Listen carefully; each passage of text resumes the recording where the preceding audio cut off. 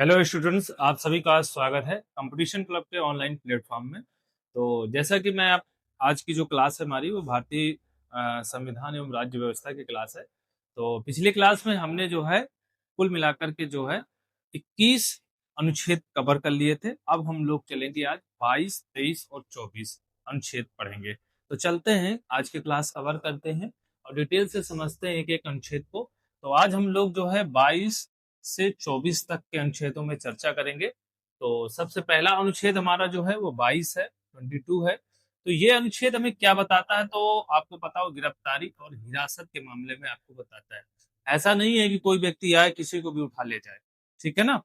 ये प्रतिबंध लगाता है, ये रोकता है, उसके मौलिक अधिकार का हनन होता है। तो उसके लिए भी अनुच्छेद में एक प्रावधान लाया गया है कि उसके खिलाफ एक सुरक्षा दी जाएगी, उस नागरिक को सुरक्षा प्रदान की जाएगी कि उसे हिरासत का कारण भाई पूछना पड़ेगा। ऐसा नहीं है, व्यक्ति को हिरासत का कारण बताना होगा कि भैया हम अब इस मामले में आपको लेकर जा रहे हैं, सुरक्षित तरीके से आपको लेकर जाएंगे, आपसे पूछताछ करेंगे, अगर इस मामले पे आप नहीं है तो आपको हम रिहा कर देंगे, ठीक है।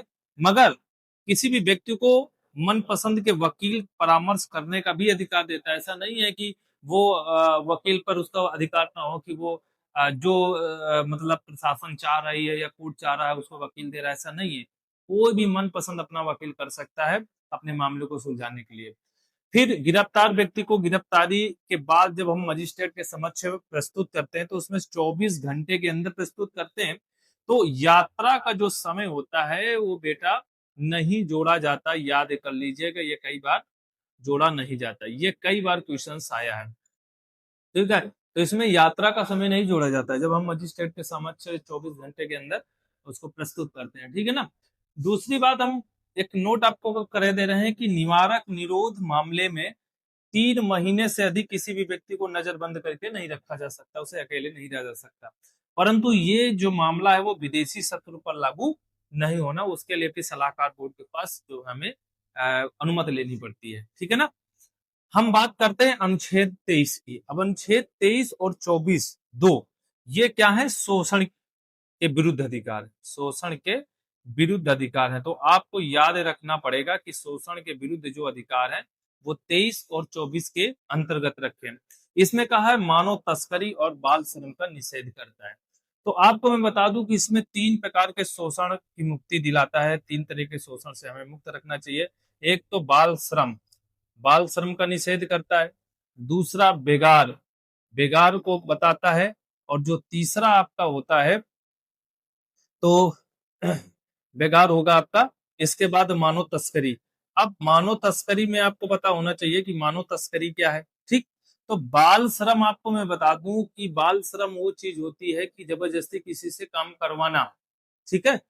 तो वो बाल श्रम होती है, छोटे बच्चों से काम कराना, तो बाल श्रम की श्रेणी में। अब बेगार क्या होता है? बेगार क्या होता है कि बिना पैसे के किसी को काम में लगाना, उसे पैसा न देना, ये उसका बेगार कहलाता है।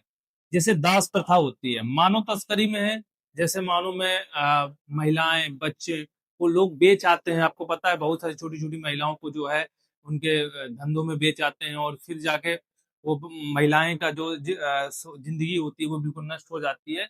तो ये महिलाओं को बेचना, बच्चों को बेचना, उनकी किडनी निकाल लेना, उनका खून ब्लड निकाले, तो ये सारी जो मानव तस्करियां होती हैं वो सब इसी के अंतर्गत आती हैं। तो महिलाओं और बच्चों को संरक्षण से संबंधित अधिकार इसी में दिया गया है कि उसका शोषण ना हो सके।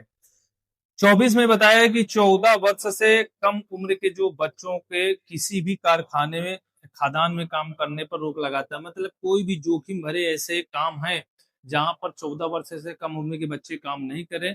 अपना जीवन या चलाने के लिए अगर उनके पेरेंट्स नहीं है, बहुत दिक्कतें हैं, तो बच्चे 14 वर्ष से काम कर सकते हैं। मगर जोखिम भरे जैसे जगहों पर वो काम नहीं कर सकते। इसके लिए भी एक कानून 1986 में बनाया गया था, बाल श्रम निषेध अधिनियम 1986 बनाया गया था।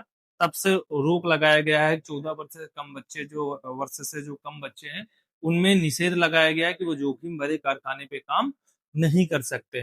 तो मेरी आशा है कि जो आज के जो अनुच्छेद रहे हैं वो पूरी तरीके से आपके कवर हो गए होंगे। हमने सारे डिटेल से सारी चीजें बता दी है।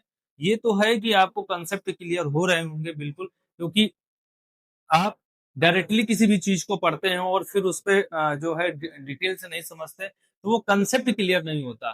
कंसेप्ट क्लियर करना चाहिए। जब भी कोई भी चीज पढ़ो तो उसका कंसेप्ट क्लियर करो, और याद वो तभी होगा क्योंकि जीएस एक समुद्र है। आपको पता होना चाहिए कि जीएस में क्या छोड़ा जाए क्या पढ़ा जाए, यही इंपॉर्टेंट होता है। तो जो इंपॉर्टेंट है आपके लिए बस वही पढ़ें जो एग्जाम के लिए सबसे ज्यादा इंपॉर्टेंट है। तो ये सारे आर्टिकल जो हम पढ़ा रहे हैं वो सब एग्जाम के लिए हैं, और यहाँ से क्वेश्चन जरूर पूछे जाते हैं। तो आज की क्लास में जितने भी अनुच्छेद हमने बताए होंगे उसमें सारे अनुच्छेद आपके क्लियर हो गए होंगे। ठीक है ना? तो चलो ठीक है, आज की क्लास आपको अच्छी लगी हो तो वीडियो को जरूर लाइक करें, शेयर करें।